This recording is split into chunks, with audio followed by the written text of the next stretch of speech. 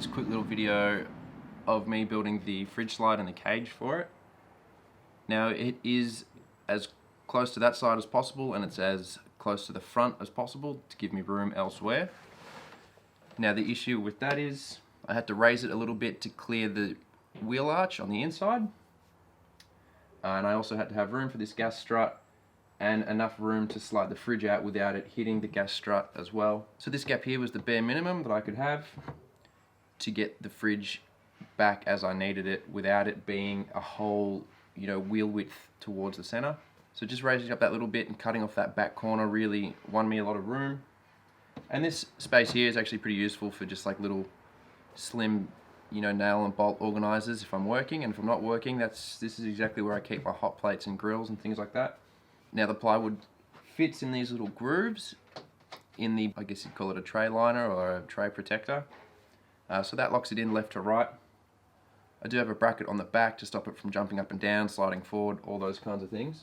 But it's actually pretty well wedged in there. There's only one bracket holding it to the car, and everything else is just kind of wedged. So it all works really well. I'm happy with that. We've got the extra batteries in the back. I had them laying around, so I figured I'd use them. And the 1500 watt inverter as well. So that's all mounted there. It does come out pretty easily, but it is more of a permanent installation. Now just to cover some of the design features in case you were wondering, I had a go at making a drawer out of acrylic. If I had made it out of timber, the thickness of the timber really would have added up and I would have been left with a much smaller drawer. So I had some offcuts of acrylic.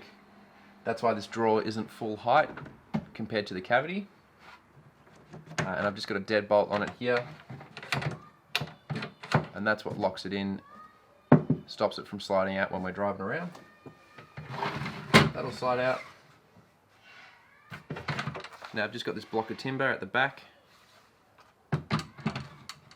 and so when the weight of this drops down, the block of timber hits the top here, and the whole drawer doesn't come toppling out.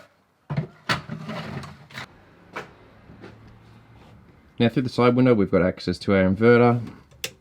We can turn that on right there. Get our 240 volt power. Anderson plug for solar input.